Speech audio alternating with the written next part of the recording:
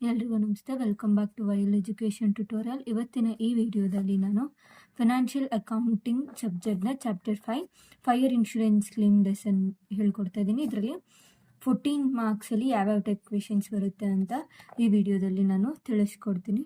So first question, on 1st April 2015, a fire destroyed the stock of business firm. From the records which were saved, the following information was obtained. Stock on 1/1/2014 rupees 45,000, on 1/1/2015 55,000. Purchase for calendar year 2014 1,29,250 for 3 months up to 31/3/2015 60,000. Sales for year ended 31/12/2014 1,70,000 up to the date of fire 1 lakh. Manufacturing expenses calendar year 2014 21,000 3 months up to 31/3/2015. In February 2015, goods valued at a cost price of rupees 500 were distributed as samples. Manufacturing expenses were normally found to be constant per month. The salvaged stock was estimated at 7,000. Prepare a statement showing the amount of claim. ಇಲ್ಲಿ ನಮಗೆ 2014 ಹಾಗೂ 2015 ಎರಡೂ ಇಯರ್ದು ಕೊಟ್ಟಿದೆ. 2014ನ ನಾವು just trading account ಥರ ತೊಗೊತೀವಿ, trading ಅಕೌಂಟಲ್ಲಿ ತೊಗೊತೀವಿ. 2015ಅಲ್ಲಿ ಬರೋದನ್ನೆಲ್ಲನೂ ನಾವು memorandum trading ಅಕೌಂಟಲ್ಲಿ ತೊಗೋತೀವಿ. ಸೊ ಈಗ ಪ್ರಾಬ್ಲಮ್ಸ್ ಹೇಗೆ ಸಾಲ್ವ್ ಮಾಡೋದು ಅಂತ ನೋಡೋಣ. ಫಸ್ಟ್ ನಾವು ಮಾಡಬೇಕಾಗಿರೋದು trading account, that is the step 1. Step 1ಅಲ್ಲಿ ಹೇಗೆ ಮಾಡೋದು, same format, debit credit, date particulars amount ಅಂತ ಹಾಕಬೇಕು. ನೆಕ್ಸ್ಟ್ ಟು ಓಪನಿಂಗ್ ಸ್ಟಾಕ್ 45,000 ಆಗಿರುತ್ತೆ. ನಮಗಿಲ್ಲಿ ಓಪನಿಂಗ್ ಸ್ಟಾಕ್ ಎಷ್ಟಿದೆ 2014ನಲ್ಲಿ 45,000 ಓಪನಿಂಗ್ ಸ್ಟಾಕ್ ಇರುತ್ತೆ. ಸೊ 45,000 ಓಪನಿಂಗ್ ಸ್ಟಾಕ್ ಅಂತ ಹಾಕ್ತೀವಿ. Next purchase for the year 2014 ಎಷ್ಟಿದೆ 1,29,250 ಇದೆ. ಆ 1,29,250ನ ನಾವು ಇಲ್ಲಿ ಹಾಕ್ತೀವಿ. ನೆಕ್ಸ್ಟ್ ಮ್ಯಾನುಫ್ಯಾಕ್ಚರಿಂಗ್ ಎಕ್ಸ್ಪೆನ್ಸಸ್, ಇಲ್ಲಿ manufacturing expenses to the year of 2014 ಎಷ್ಟಿದೆ 21,000 ಇದೆ. ಆ 21,000ನ ನಾವಿಲ್ಲಿ ಹಾಕ್ತೀವಿ. ನೆಕ್ಸ್ಟ್ ಬೈ ಸೇಲ್ಸ್ ಎಷ್ಟಿದೆ ನಮಗಿಲ್ಲಿ, ಸೇಲ್ಸ್ ಆಗಿರೋದೆಷ್ಟು 1,70,000 ಸೇಲ್ಸ್ ಆಗಿದೆ. ಆ 1,70,000ನ ನಾವಿಲ್ಲಿ ಹಾಕ್ತೀವಿ. ನೆಕ್ಸ್ಟ್ ಬೈ ಕ್ಲೋಸಿಂಗ್ ಸ್ಟಾಕ್, ಈ ಕ್ಲೋಸಿಂಗ್ ಸ್ಟಾಕ್ ಎಲ್ಲಿದೆ ಅಂದರೆ 2015 ಓಪನಿಂಗ್ ಬ್ಯಾಲೆನ್ಸ್ 2014 ಕ್ಲೋಸಿಂಗ್ ಸ್ಟಾಕ್ ಆಗಿರುತ್ತೆ. ಈ 55,000ನ ನಾವು ಇಲ್ಲಿ ಹಾಕೋತೀವಿ. Next in order to find out gross profit ನಾವೇನು ಮಾಡಬೇಕು, ಸೇಲ್ಸ್ ಮತ್ತು ಕ್ಲೋಸಿಂಗ್ ಸ್ಟಾಕ್ ಎರಡು ಆ್ಯಡ್ ಮಾಡಿ ಬಂದಿರೋ ಆನ್ಸರ್ನ ಈ ಮೂರು ಆ್ಯಡ್ ಮಾಡಿ ಮೈನಸ್ ಮಾಡಬೇಕಾಗಿರುತ್ತೆ. ಆವಾಗ ನಮಗೆ 30,750 ಬರುತ್ತೆ. Next step 2, calculation of percentage of gross profit percentage ಕಂಡುಹಿಡಬೇಕು. Percentage of gross profit is equals to gross profit divided by net sales into 100. Gross profit ಎಷ್ಟು 30,750 ಡಿವೈಡೆಡ್ ಬೈ ನೆಟ್ ಸೇಲ್ಸ್ ಇಲ್ಲಿ ಎಷ್ಟಿದೆ ನಮಗೆ 1,70,000 sales ಇದೆ. ಅದನ್ನು 1,70,000 ಇಂಟು 100 ಮಾಡಿದಾಗ ನಮಗೆ 18% gross profit ಬರುತ್ತೆ. Next step 3, memorandum trading account. ನಾನು ಆಗಲೇ ಹೇಳಿದಾಗೆ 2014 ನಾವು ಟ್ರೇಡಿಂಗ್ ಅಕೌಂಟ್ ಅಂತ ಕರಿತೀವಿ. 2025 ಮಾಡಬೇಕಾದ್ರೆ ನಾವು 2015 ಮಾಡಬೇಕಾದ್ರೆ ನಾವು ಇದನ್ನು ಮೆಮೊರ್ಯಾಂಡಮ್ ಟ್ರೇಡಿಂಗ್ ಅಕೌಂಟ್ ಅಂತ ಕರಿತೀವಿ. ನೆಕ್ಸ್ಟ್ ಡೆಬಿಟ್ ಕ್ರೆಡಿಟ್ ಅಂತ ಹಾಕೋಬೇಕು. Date particulars amount to opening stock ಎಷ್ಟಿದೆ ನಮಗಿಲ್ಲಿ 55,000 ಓಪನಿಂಗ್ ಸ್ಟಾಕ್ ಅಂತ ಹಾಕ್ತೀವಿ. ನೆಕ್ಸ್ಟ್ ಪರ್ಚೇಸ್ ಬಂದು 60,000 ಇದೆ, ಪರ್ಚೇಸ್ 60,000 ಅಂತ ಹಾಕ್ತೀವಿ. ಇದರಲ್ಲಿ ಇನ್ ಫೆಬ್ರವರಿ 2015 ಏನು ಮಾಡಿದ್ದಾರೆ ಅಂದರೆ goods valued at a cost of rupees 500 ಏನು ಮಾಡಿದ್ದಾರೆ ಸ್ಯಾಂಪಲ್ಸ್ ಆಗಿ ಡಿಸ್ಟ್ರಿಬ್ಯೂಟ್ ಮಾಡಿದ್ದಾರೆ.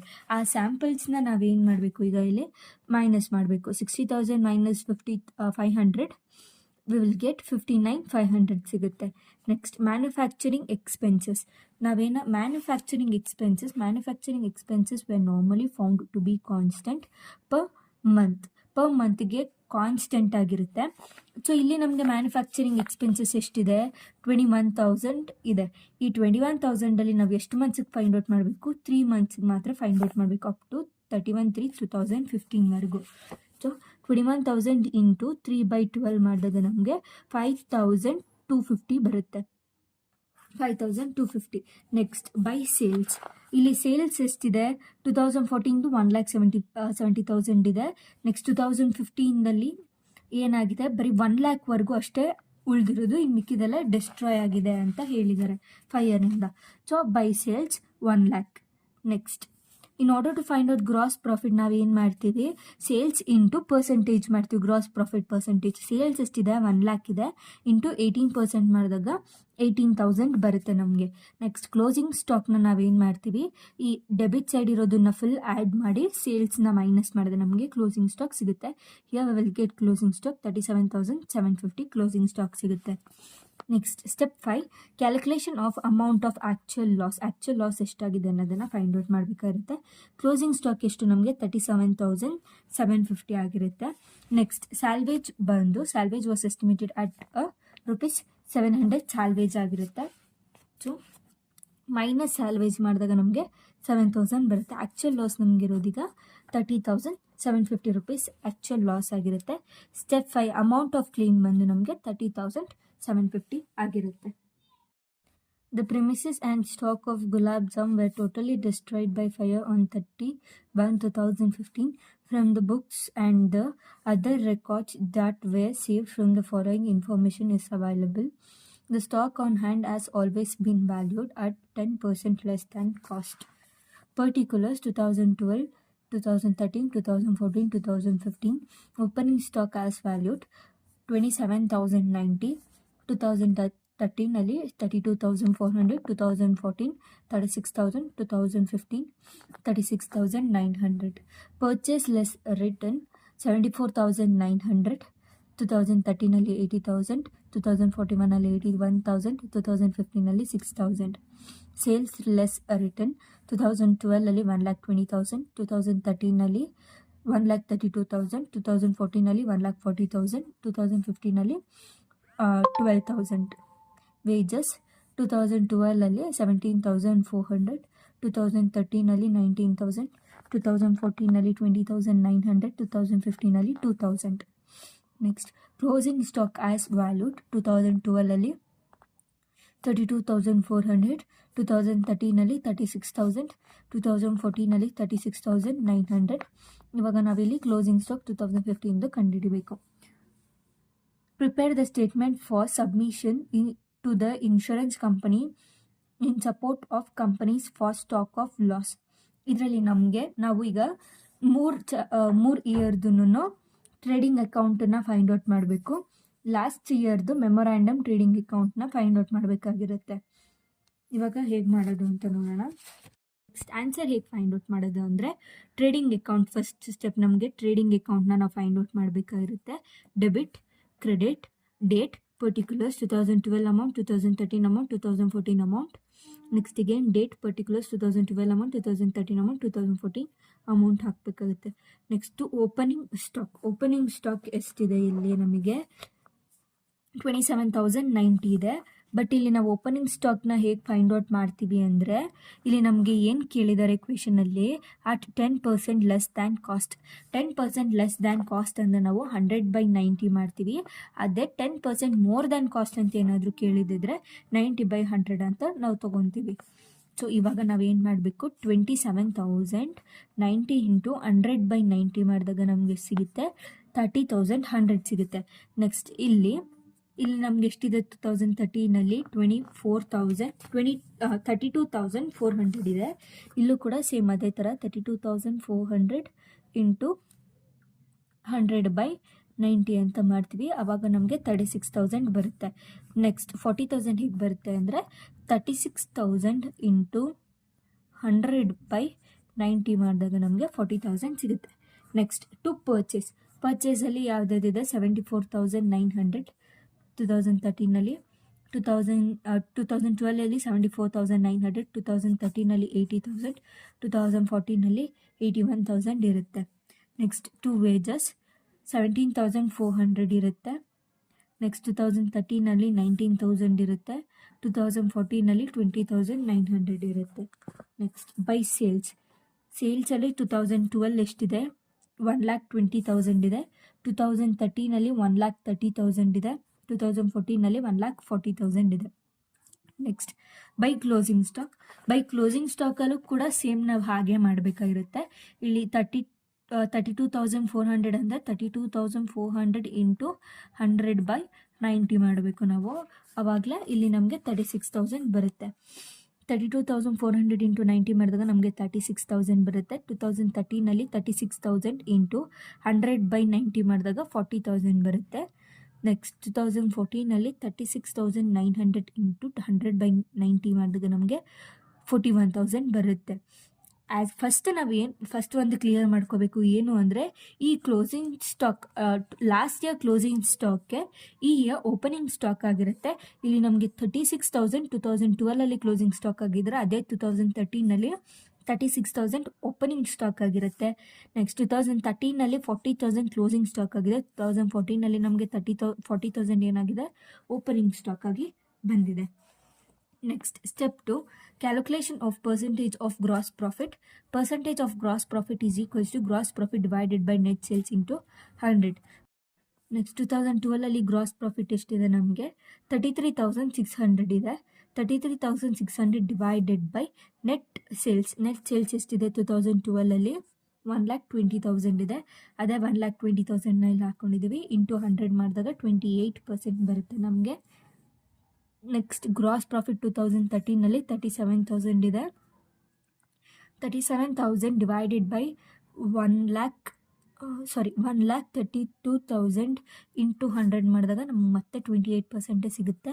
Next 2014 39,100 divided by 1,40,000 into 100 will get 28,000 again. Next average gross profit find out ಮಾಡಿದಾಗ ನಮಗೆ 28% plus 28% plus 28% whole divided by 3 ಮಾಡಿದಾಗಲೂ ನಮಗೆ ಎಷ್ಟು ಪರ್ಸೆಂಟ್ ಬರುತ್ತೆ 28% ಬರುತ್ತೆ. Next memorandum trading account. Memorandum trading account ಬಂದು ನಾವು 2015 ಮಾಡ್ತೀವಿ. ಸೊ 2015 ಡೇಟಾನ ನಾವಿಲ್ಲಿ ತೊಗೋಬೇಕಾಗಿರುತ್ತೆ. To opening stock. Opening stock ಎಷ್ಟಿದೆ ನಮಗೆ ಓಪನಿಂಗ್ ಸ್ಟಾಕ್ ಮೆಮೊರಾಂಡಮ್ ಟ್ರೇಡಿಂಗ್ ಅಕೌಂಟಲ್ಲಿ ಸಿಗಬೇಕು ಅಂದಾಗ ಲಾಸ್ಟ್ ಇಯರ್ ಕ್ಲೋಸಿಂಗ್ ಸ್ಟಾಕ್ಗೆ ನಮಗೆ ನೆಕ್ಸ್ಟ್ ಇಯರ್ ಓಪನಿಂಗ್ ಸ್ಟಾಕ್ ಆಗಿರುತ್ತೆ. ಸೊ ಇಲ್ಲಿ 2014 ಕ್ಲೋಸಿಂಗ್ ಸ್ಟಾಕ್ ಎಷ್ಟಿದೆ 41,000 ಇದೆ. ಅದೇ ಇಲ್ಲಿನ ಓಪನಿಂಗ್ ಸ್ಟಾಕ್ ಆಗಿರುತ್ತೆ 41,000 ಓಪನಿಂಗ್ ಸ್ಟಾಕ್ ಆಗಿರುತ್ತೆ. ನೆಕ್ಸ್ಟ್ ಟು ಪರ್ಚೇಸ್ ಎಷ್ಟಿದೆ 6,000 ಇದೆ. ನೆಕ್ಸ್ಟ್ ವೇಜಸ್ ಎಷ್ಟಿದೆ ನಮಗೆ 2,000 ಇದೆ. ನೆಕ್ಸ್ಟ್ ಬೈ ಸೇಲ್ಸ್ ಎಷ್ಟಿದೆ ನಮಗೆ 12,000 ಸೇಲ್ಸ್ ಇದೆ. ನಾವು ಗ್ರಾಸ್ ಪ್ರಾಫಿಟ್ನ ಫೈಂಡ್ ಔಟ್ ಮಾಡಬೇಕು. To gross profit carried down ನಮ್ಗೆ ಇಲ್ಲಿ ಎಷ್ಟು ಪರ್ಸೆಂಟೇಜ್ ಸಿಕ್ಕಿದೆ ಗ್ರಾಸ್ ಪ್ರಾಫಿಟ್ 28% ಸಿಕ್ಕಿದೆ. ಸೊ 28% ಇಂಟು 12,000 ಮಾಡಿದಾಗ ನಮಗೆ 3,360 ಬರುತ್ತೆ. ನೆಕ್ಸ್ಟ್ ಇವಿಷ್ಟನ್ನು ಡೆಬಿಟ್ ಸೈಡ್ ಫುಲ್ ಆ್ಯಡ್ ಮಾಡಿ ಸೇಲ್ಸ್ನ ಮೈನಸ್ ಮಾಡಿದ್ರೆ ನಮಗೆ ಕ್ಲೋಸಿಂಗ್ ಸ್ಟಾಕ್ ಸಿಗುತ್ತೆ. ದಟ್ ಈಸ್ 40,360 ಕ್ಲೋಸಿಂಗ್ ಸ್ಟಾಕ್ ಸಿಗುತ್ತೆ ನಮಗೆ. Next step 4, calculation of amount of actual loss. Closing stock ಎಷ್ಟಿದೆ ನಮಗೆ 40,360 ಕ್ಲೋಸಿಂಗ್ ಸ್ಟಾಕ್ ಇದೆ. ಅದರಲ್ಲಿ ಸ್ಯಾಲ್ವೇಜ್ ನಮಗೇನು ಕೊಟ್ಟಿಲ್ಲ. ಸೊ ಅದನ್ನು ಡೈರೆಕ್ಟಾಗಿ ಹಾಗೆ ಆ್ಯಕ್ಚುಯಲ್ ಲಾಸ್ ಆಗಿ ತೊಗೊತೀವಿ. ಆ್ಯಕ್ಚುಯಲ್ ಲಾಸ್ ಬಂದು 40,360 ಆಗಿರುತ್ತೆ. ಅಮೌಂಟ್ ಆಫ್ ಕ್ಲೇಮ್ ಕೂಡ 40,360 ಆಗಿರುತ್ತೆ. Next question, third one. A fire occurred on 1st October 2020 and destroyed the stock by fire. The business records were saved and the following particulars are available. Particulars: stock on 1/4/2019, amount 44,300. Stock on 31/3/20, 37,550. Purchase for the year up to 31/3/20, 1,03,850. Sales for the year up to 31/3/20, 1,52,500. Purchase up to the date of fire 37,350. Sales up to the date of fire 59,000 ಆಗಿರುತ್ತೆ. Next in valuing the stock on 31st March 2020, rupees 800 had been written off. Of a particular line of goods sold had originally cost rupees 1,800 and which were sold in July. Which are sold in June 2020 for 1,750 Except this transaction, the rate of gross profit has remained uniform throughout. The value of stock salvaged from the fire was rupees 5,105 rupees. ಇವಾಗ ಇದನ್ನು ಹೇಗೆ ಮಾಡೋದು, solve ಮಾಡೋದು ಅಂತ ಹೇಳ್ಕೊಡ್ತೀನಿ. So first step ಬಂದು trading ಅಕೌಂಟನ್ನು find out ಮಾಡ್ತೀವಿ. This is for to the year of 2019. 2019 ನಾವು ಹೇಗೆ ಮಾಡಬೇಕು ಟ್ರೇಡಿಂಗ್ ಅಕೌಂಟ್ನ ಅಂತ ಹೇಳ್ಕೊಡ್ತೀನಿ. ಫಸ್ಟು ಓಪನಿಂಗ್ ಸ್ಟಾಕ್ ಎಷ್ಟಿದೆ 2019 44,300 ಇದೆ. ಅದನ್ನು ಓಪನಿಂಗ್ ಸ್ಟಾಕ್ ಆಗಿ ಇಲ್ಲಿ ನಾವು ಹಾಕ್ತೀವಿ. ನೆಕ್ಸ್ಟ್ ಟು ಪರ್ಚೇಸ್ 31 ಲಾಸ್ಟ್ ಎಂಡಿಂಗಲ್ಲಿ ಎಷ್ಟಿದೆ ನಮಗೆ 1,38,050 ಇದೆ. ಸೊ ಅದನ್ನೇ ಆ 1,38,050ನ ಇಲ್ಲಿ ಹಾಕ್ತೀವಿ. ನೆಕ್ಸ್ಟ್ ಬೈ ಕ್ಲೋಸಿಂಗ್ ಸ್ಟಾಕ್ ಎಷ್ಟಿದೆ 2020 37,550 ಇದೆ. ಅದರಲ್ಲಿ ಏನಂದರೆ ರಿಟರ್ನ್ ಆಫ್ ಆಗಿರೋದೆಷ್ಟು 800 ರಿಟರ್ನ್ ಆಫ್ ಆಗಿದೆ. ಅದನ್ನು ನಾವು ಆ್ಯಡ್ ಮಾಡಿ ಇಲ್ಲಿ ಟ್ರೇಡಿಂಗ್ ಅಕೌಂಟ್ನ ಕ್ರಿಯೇಟ್ ಮಾಡ್ತೀವಿ. ಬೈ ಕ್ಲೋಸಿಂಗ್ ಸ್ಟಾಕ್ 37,550 ಆಗಿದೆ. Next plus stock return of ಬಂದು 800, ಎರಡು ಆ್ಯಡ್ ಮಾಡಿದ್ರೆ ನಮಗೆ 38,350 ಬರುತ್ತೆ. ನೆಕ್ಸ್ಟ್ ಬೈ ಸೇಲ್ಸ್ ಎಷ್ಟಿದೆ ಮತ್ತು ನಮಗೆ 1,52,500 ಸೇಲ್ಸ್ ಇದೆ. ಅದೇ 1,52,000 ಇಲ್ಲಿ ಹಾಕೋತೀವಿ. Next in order to find out gross profit ನಾವೇನು ಮಾಡ್ತೀವಿ, ಕ್ರೆಡಿಟ್ ಸೈಡ್ ಇರೋದನ್ನು ಆ್ಯಡ್ ಮಾಡಿ ಇದೆರಡನ್ನೂ ಮೈನಸ್ ಮಾಡಿದಾಗ ನಮಗೆ ಏನು ಬರುತ್ತೆ, ಗ್ರಾಸ್ ಪ್ರಾಫಿಟ್ ಬರುತ್ತೆ. ಮೈನಸ್ ಮಾಡಿದಾಗ ನಮಗೆ 42,700 ಬರುತ್ತೆ.